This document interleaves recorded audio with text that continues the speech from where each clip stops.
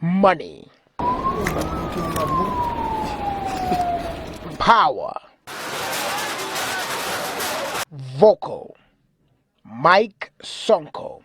He says he has been writing his own destiny, and it reads like this.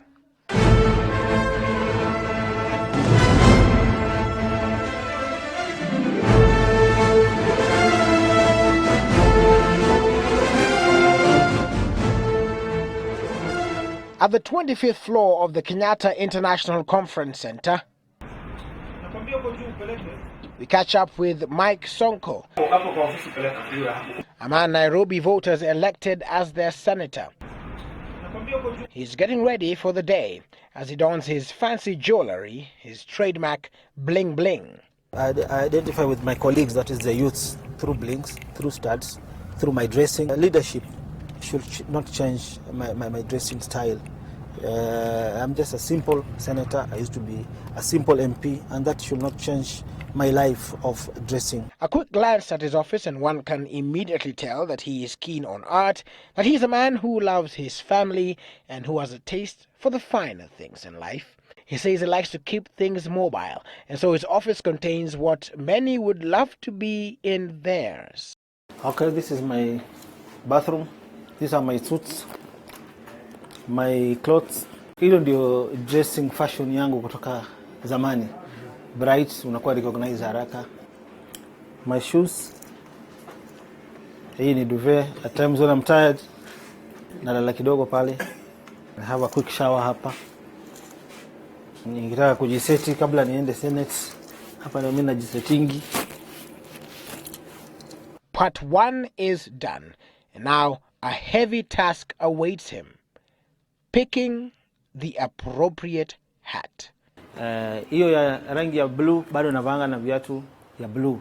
Kwa mfano sasa kama leo navaa kofia nyeusi kwa sababu niko na viatu vyeusi. After that, it's time to leave. But something captures our eyes, as I am sure it will yours. Take a look at this phone. Hello. Fungua nini store? And with that, we leave. His entourage has about 6 cars. I tease him about it a bit on our way out. On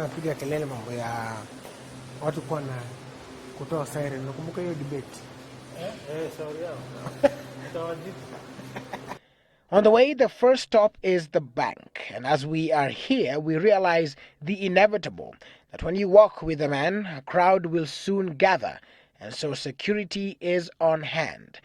Yet, by the time he leaves the bank,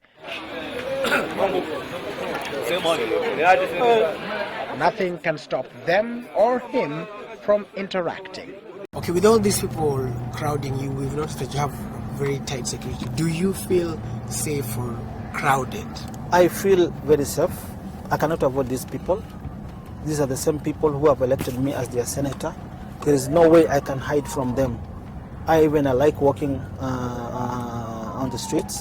I don't fear them. Even at times I give instructions to my officers that whenever they greet me, they should not push them away. We are en route to his Runda home, and it is evident that as Sonko approaches his house, many begin to approach him.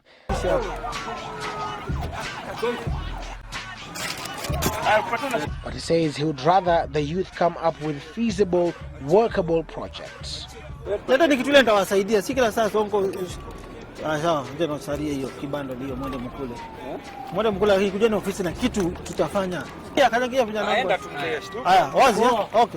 This is Sonko's Runda home. It is here that he resides with the people he regards as his pillar and strength, his family.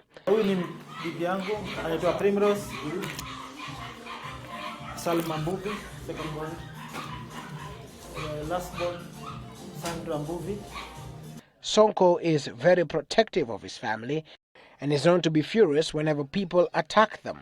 Likes to keep his family away from the limelight as much as he can and only calls on them to help him work. But we'll get to that later.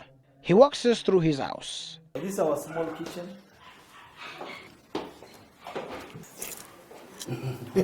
And the balcony, where he says he sometimes goes to think. He reminisces of where it all began. Hii ni gari ambayo nilianza nayo kwa biashara ya matatu. Na inanikumbusha mambo mengi sana. Kwa sababu hizi gari ndio zilinifanya niingie siasa. Niliajiri wafanyakazi wengi, madereva wengi, makondakta wengi.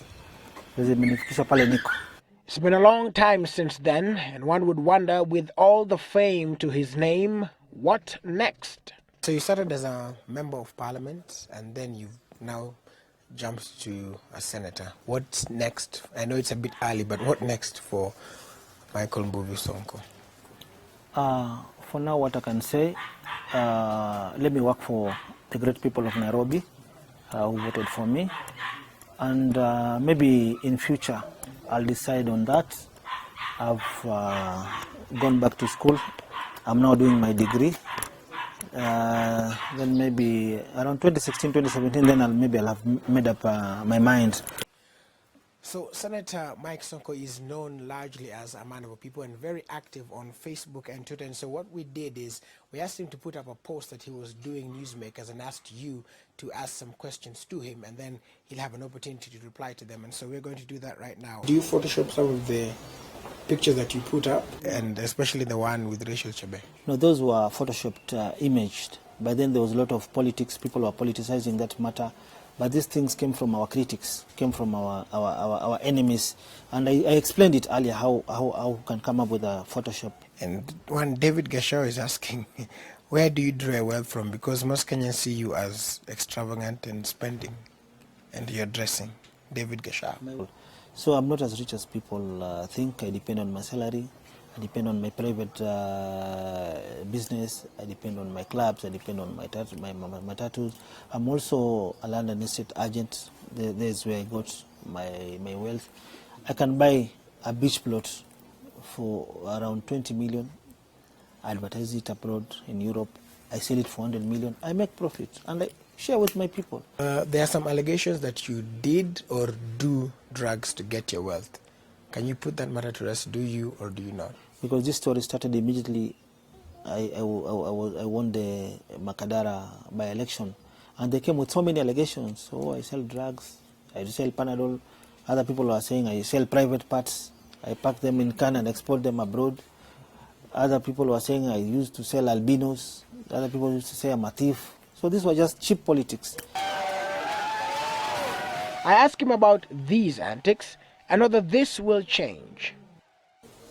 These are the things I used to do. I admit my mistakes, but if you look at the records, the last time I went and slept on the road, punched the walls, those were my first months when I was elected as the member for Makadara. Yes, and I was protesting. There was something which was being done. Perhaps one of the things Sonko is known for is his giveaways, and he has been widely criticized for this, with some saying it's a show-off. He often organizes free medical camps and aids for families who, according to him, are happy to be associated and helped. He even has his family joining in. His people include his family that have been with him. He says he runs to them whenever life gets tough. His mother-in-law and father are still in Buruburu estate, where he often goes. I seek to know just what kind of a child Sonko was growing up. He was a very good footballer actually, and a netballer. And basketball actually.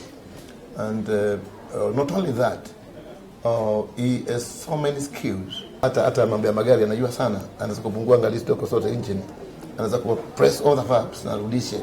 Naelewa. And just like any father, he is protective of his son, Gideon Kioko Mbuvi Jr. In politics, we don't fear those things. I said it a long time, 1983, and I know what it is in politics. So those things are there. Anybody can talk ill of you, but when you go deeper to you, you'll be a person who can build society. Yeah, that's the thing. And as we leave Buruburu, we find Sonko once again in his trademark giving mood, but this time we notice a lady who is close to his heart and who he says keeps him in check.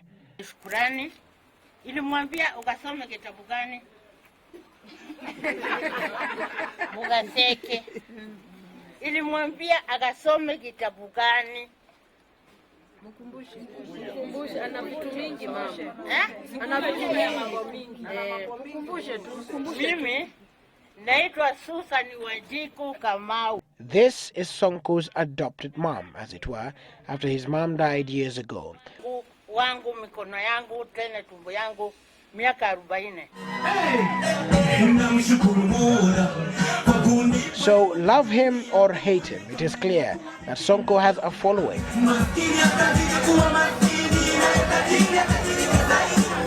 And how he directs that following will help shape Nairobi County's future. Whether that particular future will be a better city, only time will tell. Willis Raburu for Newsmakers 2013.